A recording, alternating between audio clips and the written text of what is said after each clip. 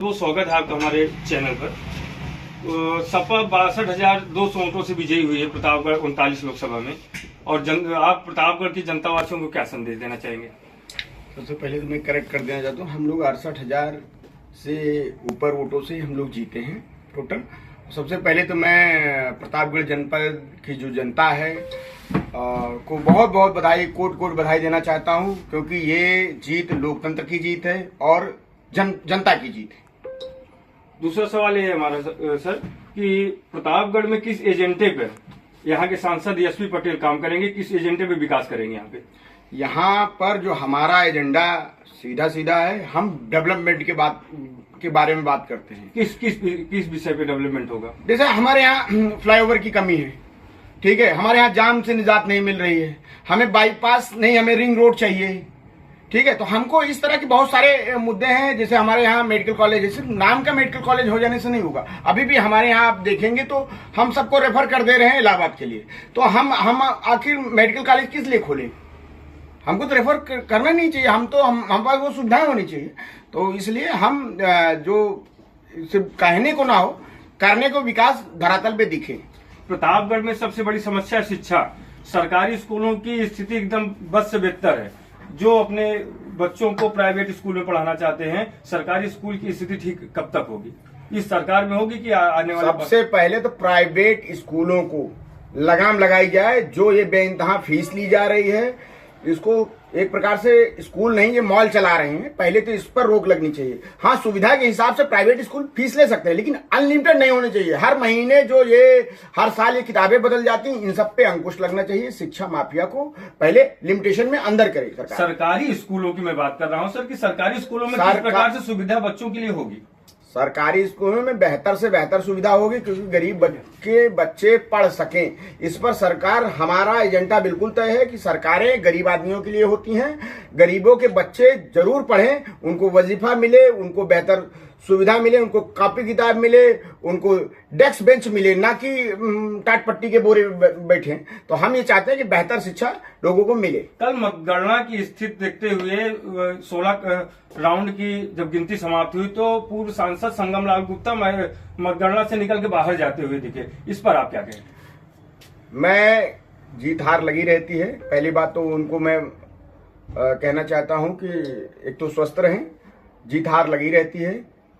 पुनः वो मेहनत करें, जनता के बीच जाएं, जनता में जनाधार बनाएं और अगली बार फिर से चुनाव लड़ें, क्योंकि जनता का सीधा जनादेश है कि काम नहीं करोगे, हवाई बातों से और किसी भगवान के पीछे छिप जाने से आपके पाप नहीं धुल जाएंगे। सबसे पहला काम सांसद जी का प्रतापगढ़ जिले के लिए क्या होगा? सबसे पहले तो हम लोग का बिल्कुल साफ एजेंडा है कि पहले तो यहाँ पे 2 फ्लाईओवर की जरूरत है। आधा जिला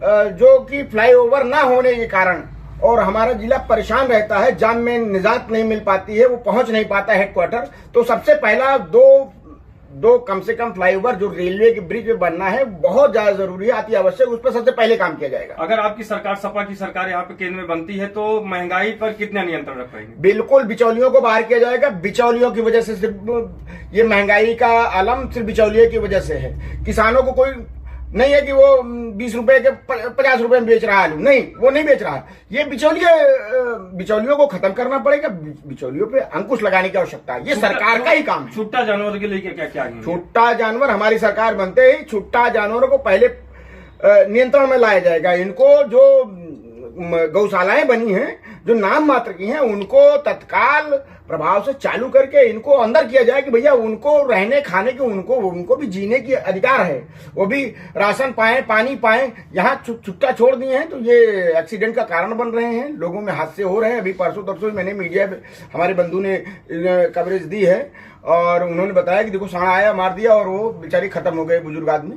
तो ये बहुत गलत। रोजगार बहुत बड़ा मुद्दा है, खासकर पूरे आवाम की बात करें तो रोजगार के क्षेत्र में कहीं न कहीं भारत का जो आंकड़ा है कहीं न कहीं दरकिनार करते हुए 14 के पहले के आंकड़ों देखेंगे तो 2024 में उस आंकड़े को पार कर दिया। कहीं न कहीं बेरोजगारी अपने चरम सीमा पे है। मान लीजिए अभी तक सरकार में ताना बाना बना हुआ है, हो सकता है शायद इंडिया अलायंस सरकार बनाए अगर फेरबदल कुछ होता है तो। मान लीजिए सरकार बदल गई और यहाँ के सांसद एसपी सिंह पटेल हालांकि जीत ही चुके हैं, तो रोजगार के क्षेत्र में प्रतापगढ़ जनपद को क्या कुछ विशेष देंगे? हमारा फोकस युवाओं को रोजगार देने पर है, क्योंकि हमारा जो यहाँ के बेरोजगार युवा है ना, वो गलत रास्तों पे चल जाता है।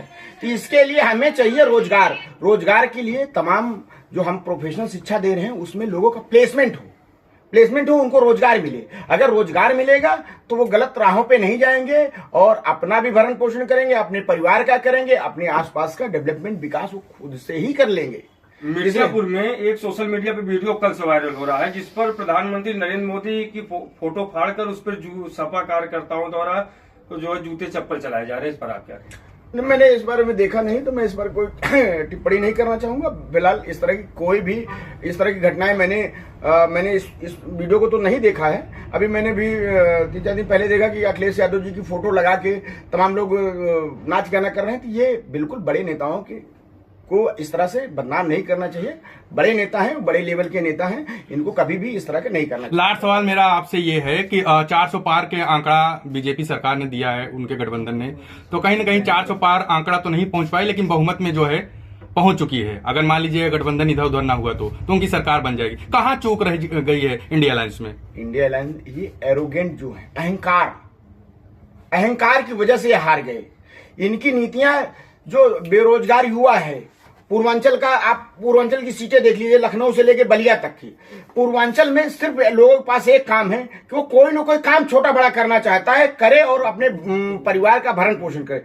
इसमें सरकार विफल रही है। सरकार सिर्फ पेपर लीक खेलती रही। लोगों में बहुत गुस्सा रहा, खासतौर से उस युवा वोटर में जो फर्स्ट टाइम वोटर है या 25-30 साल तक का वोटर है, वो बहुत गुस्से में रहा, बहुत नाराजगी रही, उसने झूम के वोट दिया। इसलिए इंडिया जो अलायंस है उसको प्रचंड बहुमत पूर्वांचल की साइड में मिली है। सपा से आप काफी प्रयास कर रहे हैं, आगे चल के सपा से चुनाव लड़ने का कोई इरादा नहीं? अब पार्टी संगठन जो तय करेगा। हम लोग बस पार्टी के एक सिपाही हैं और पार्टी के लिए काम करने वाले लोग हैं। बाकी ऐसी कोई हर कार्यकर्ता की मंशा होती है कि आगे बढ़े।